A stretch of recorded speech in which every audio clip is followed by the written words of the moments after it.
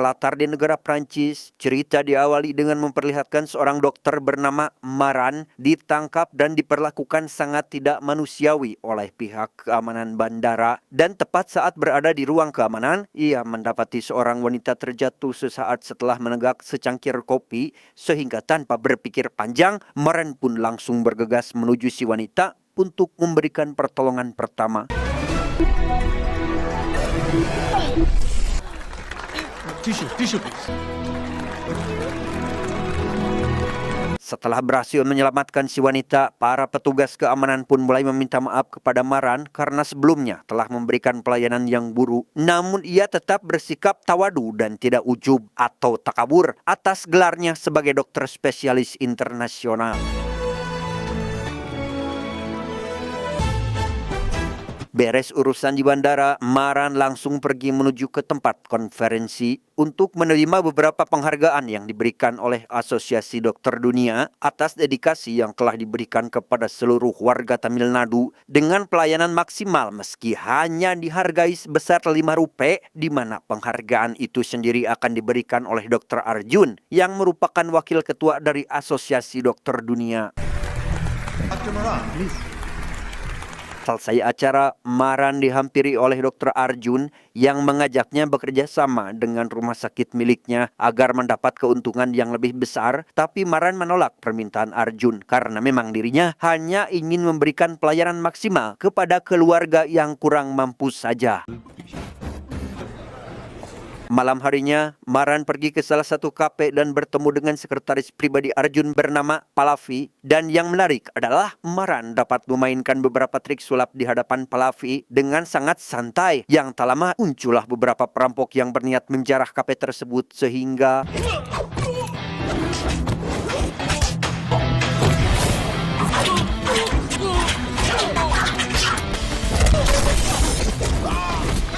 di tengah baku hantam yang masih berlangsung, Maran terlihat sangat tenang serta mampu menghabisi sebagian perampok menggunakan beberapa trik sulapnya. Bahkan, ia berhasil melarikan diri dengan mudah hanya dengan memakai sebuah trik.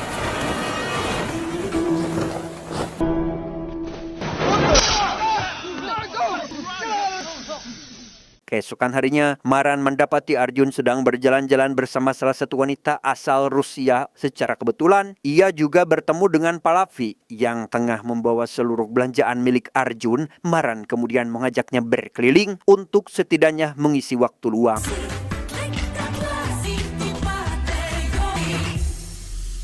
Setelah lelah berkeliling, Maran menjelaskan alasannya pergi ke Prancis, yaitu bukan hanya pergi untuk menghadiri konferensi saja, melainkan akan segera menggelar pertunjukan sulap yang spektakuler karena sebenarnya pekerjaan Maran bukan hanya sebagai dokter, melainkan merupakan seorang pesulap juga.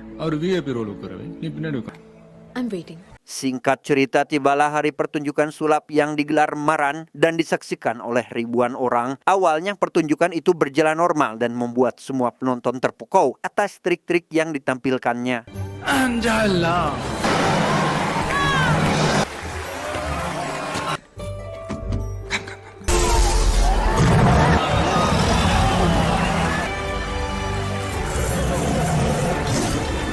Di tengah pertunjukan yang masih berlangsung, ia meminta salah satu penonton agar menjadi relawan dalam menjalankan trik-triknya kali ini, di mana orang tersebut tak lain adalah Arjun. Entah siapa Maran sebenarnya, tapi yang pasti ia seperti memiliki dendam tersendiri terhadap Arjun sampai akhirnya Maran!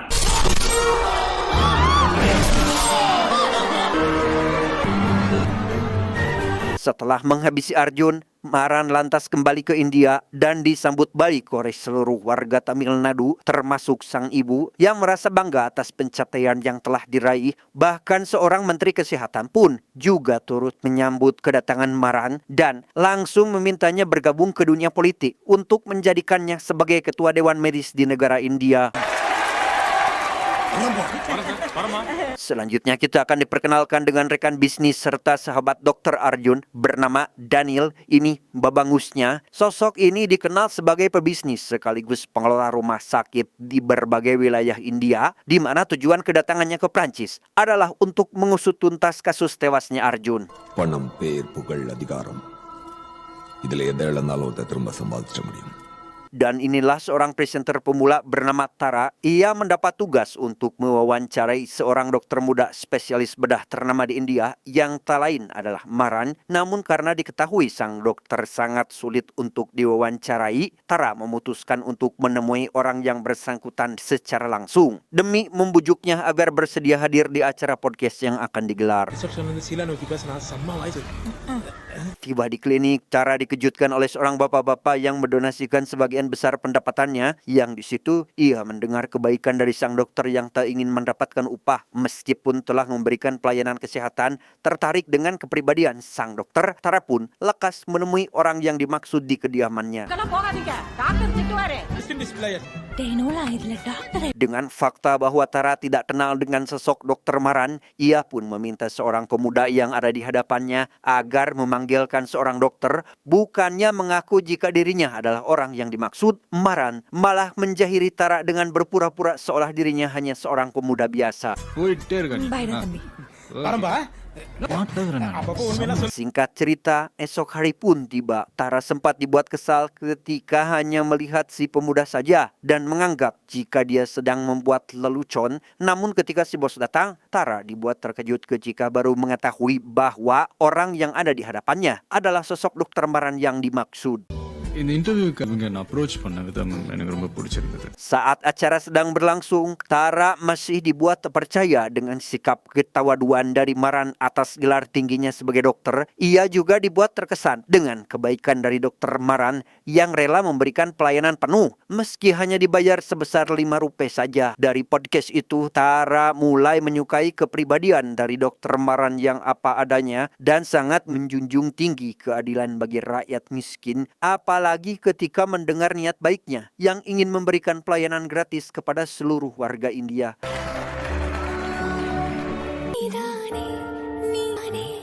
Tepat saat jam 3 dini hari, kita akan diperlihatkan dengan si paman yang menculik 4 orang. Di antaranya ada supir ambulan, seorang bapak-bapak, pegawai rumah sakit, dan seorang dokter yang sedang melakukan olahraga pagi.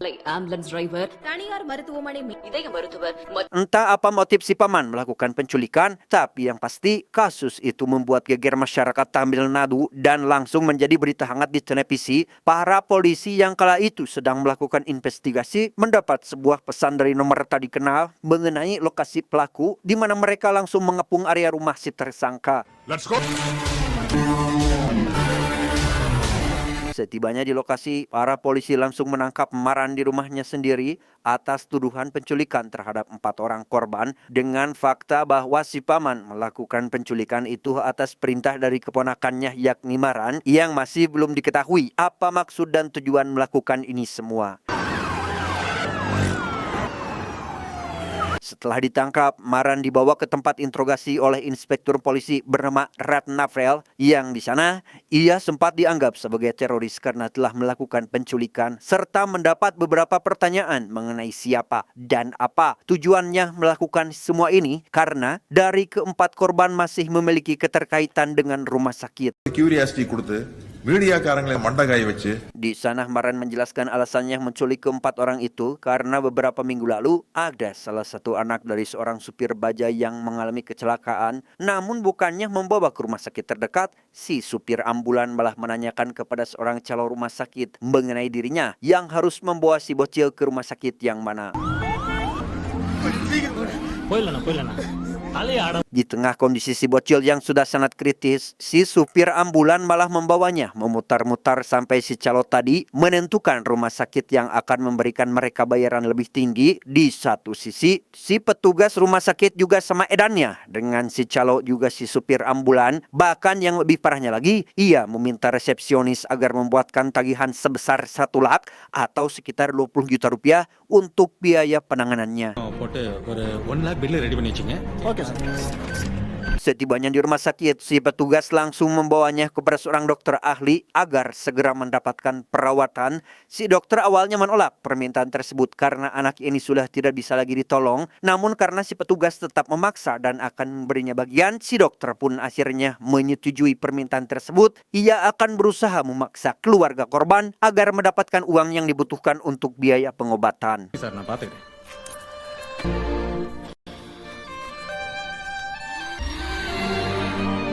Alhasil, dari keempat orang edan itu, nyawa si bocil pun kini tak bisa diselamatkan lagi. Bukannya mikir, si koplok petugas rumah sakit pun masih saja memikirkan biaya pengobatan rumah sakit tanpa memperdulikan kondisi keluarga korban yang membuat ibu korban tersebut memutuskan untuk melakukan bundir.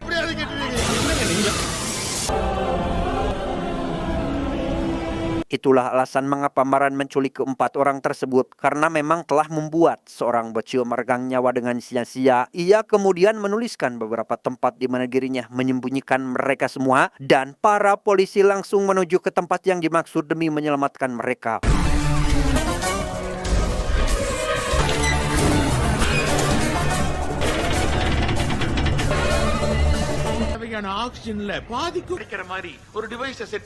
Di sisi lain, Daniel mengirim para anak buah untuk menghabisi Maran di rumahnya sendiri, dan tepat saat Maran akan dihabisi, tiba-tiba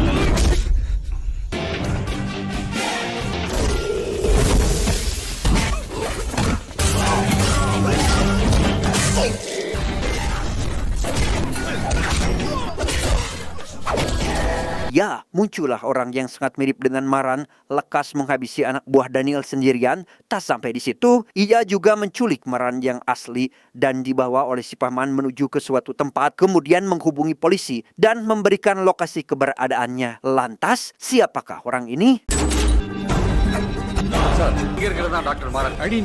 Disinilah mulai terungkap bahwa sosok yang ada di hadapan Ratnapel bukanlah Maran, melainkan Vetri, sosok pesulap yang telah menghabisi Arjun.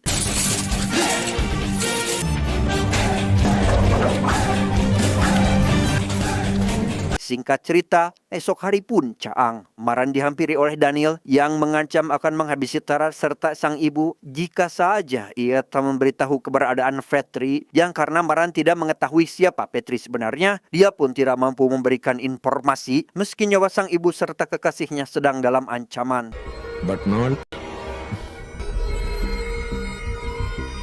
Malamnya, setelah sang ibu dan Tara selamat, Maran sempat merasa curiga dengan sang ibu karena tak memberitahukan kebenaran tentang Vetri. Yang lama, si paman datang ke rumahnya untuk memberikan kunci klinik. Curiga dengan si paman yang masih berkaitan dengan Vetri, ia lantas mengikuti kemana arahnya pergi. Baru saja si paman tiba di markas, ia dikejutkan dengan kehadiran Maran yang ujug-ujug berada di sana dan langsung memukul Vetri tanpa menanyakan terlebih dahulu apa alasan Vetri melakukan ini semua, sehingga si paman yang melihat hal itu pun langsung menjelaskan siapa Vetri yang sebenarnya. Sejenak kita akan dibawa mundur ke tahun 1979, lebih tepatnya di wilayah Punjab. Seorang wanita bernama Puja bertaruh atas harga diri sang suami yang sering diremehkan oleh warga sekitar, dan itu dibuktikan saat sang suami yang bernama Talapati mengikuti sebuah pertarungan gulat demi menunjukkan siapa dia sebenarnya. Di tengah pertarungan yang masih berlangsung, kandungan Puja yang sudah besar pun mulai terjadi kontraksi, dan setelah sang anak lahir, Talapati mengajak sang istri pergi ke Tamil Nadu dan tinggal di sana sampai si anak tumbuh dewasa, di mana kedatangannya disambut hangat oleh warga sekitar karena Talapati dianggap sebagai orang paling berpengaruh di wilayah sana. Pada suatu hari, ada sekelompok orang yang berniat menggusur kuil dan akan dibangun sebuah pabrik tepat di lokasi kuil. Talapati yang tak ingin tempat peribadatannya digusur, langsung bergegas menuju ke lokasi demi menghajar mereka semua.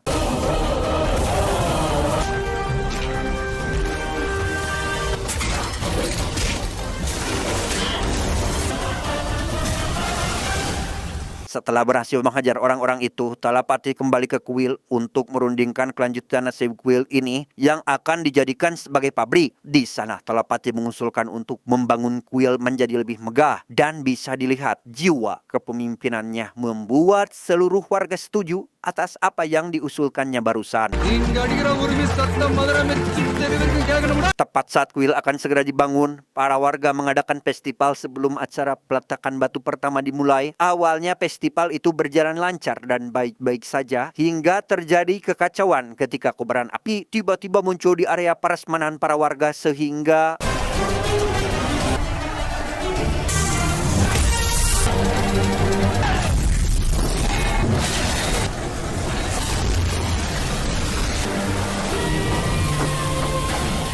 Meski Talapati berhasil menyelamatkan 3 anak yang terjebak di tengah kobaran api, usahanya sia-sia tatkala ketiga anak tersebut terlambat mendapatkan perawatan dan dinyatakan telah meninggal karena jarak tempuh dari desa ke rumah sakit sangatlah jauh.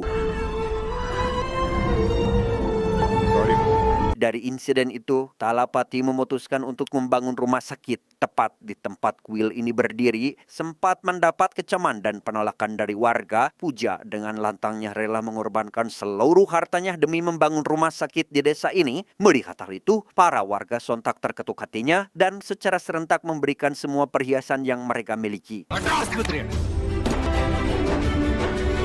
Beberapa bulan berlalu, akhirnya rumah sakit pun telah berdiri kokoh di desa ini berkat kerja keras dari Talapati serta sokongan dari 2 investor yaitu Daniel dan Arjun. Namun terlihat sejak awal kedatangannya, Daniel sudah memiliki niat jahat dalam menjalankan rumah sakit ini meski ia seolah bersikap baik terhadap seluruh warga apalagi terhadap Talapati. Entah apa yang Daniel dan Arjun rencanakan, mereka meminta Talapati agar menandatangani sebuah berkas dengan alasan ingin menambahkan beberapa peralatan agar rumah sakit ini semakin berkembang pesat dan harus membuat kepemilikan rumah sakit ini atas nama Daniel demi mendapat harga obat dan alkes yang jauh lebih murah. Karena Talapati hanya memikirkan kesejahteraan warga, ia pun menandatangani berkas tersebut tanpa mengetahui dampak yang akan ditimbulkan. Singkat cerita, malam pun poek. Talapati melihat sang istri sudah mengalami kontraksi dan langsung mengantarkannya ke rumah sakit ditemani Maran kecil tanpa tersirat sedikit pun firasat buruk yang akan menimpa keluarganya. Di sisi lain, Daniel meminta kepada Arjun agar melakukan operasi sesar terhadap Puja sekaligus menjadikannya sebagai bahan percobaan dalam operasi ini, meski Puja bisa saja melakukan persalinan normal dengan tujuan agar para warga mengikuti jejak Puja dengan melahirkan secara sesar. Awalnya Arjun menolak rencana tersebut karena tak ingin membuat reputasi rumah sakit ini hancur. Namun setelah mendengar iming-iming yang akan diberikan bonus besar, ia memutuskan untuk menyetujui rencana gila tersebut sampai akhirnya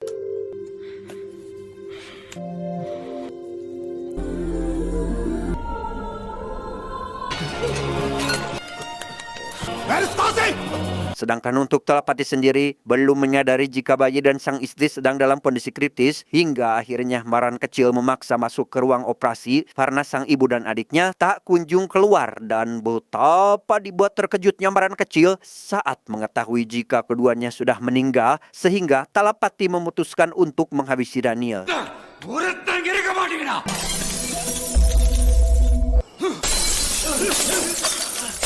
Melihat Maran kecil terluka, Talapati lebih dulu melindungi dan menyimpannya di tempat yang aman, sementara untuk anak bungsunya yang diduga telah meninggal pun dibuang oleh petugas rumah sakit ke salah satu tempat. Sedangkan untuk Talapati sendiri, setelah berhasil menyelamatkan anak sulungnya, ia kembali ke rumah sakit untuk menghabisi Daniel dan anak buahnya.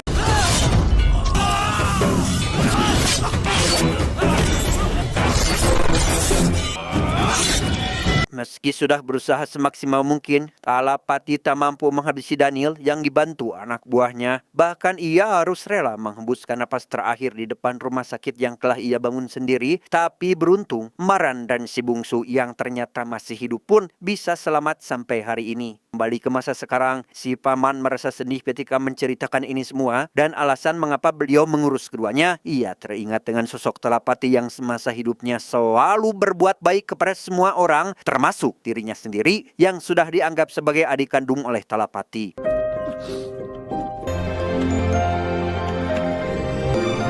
Sementara itu, Ratnapel pergi ke salah satu rumah yang diduga merupakan seorang pesulap paling handal di India. Tujuannya pergi ke sana adalah untuk menanyakan keberadaan Petri yang di situ. Ia mendengar kisah pilu Petri dan juga Maran yang berhasil ditemukan oleh si pesulap, di mana Petri dijadikan sebagai anak angkatnya. Namun meski begitu, sesuai hukum yang berlaku, Ratnapel tetap memutuskan untuk menangkap Petri.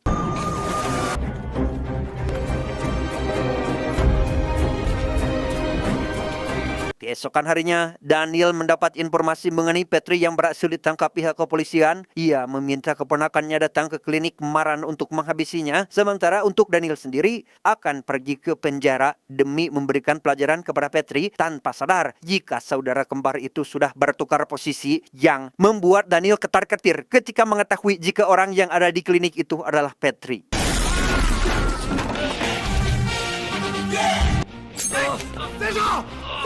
Mendengar keponakannya dalam bahaya, Dani langsung bergegas menuju ke tempat persembunyian Petri demi menyelamatkannya. Setibanya di sana, ia disambut dengan serangan dari botol-botol kaca yang sudah disiapkan, serta serangan bertubi-tubi yang dilayangkan oleh Petri.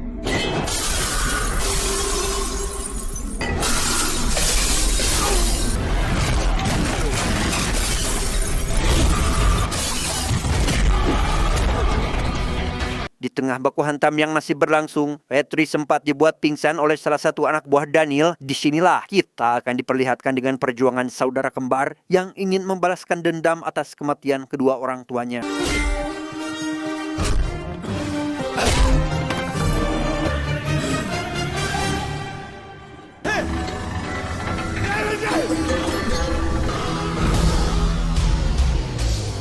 Ya, Maran dan Petri pun akhirnya bisa bernapas lega setelah berhasil menuntaskan misinya dengan menghabisi Daniel dan para keronconya, yang walaupun Petri harus dimasukkan ke dalam penjara atas tuduhan tindak pembunuhan, meski ia melakukan itu semua karena sudah muak dengan semua oknum tenaga medis yang hanya ingin menguntungkan dirinya sendiri tanpa memperhatikan kesejahteraan masyarakat.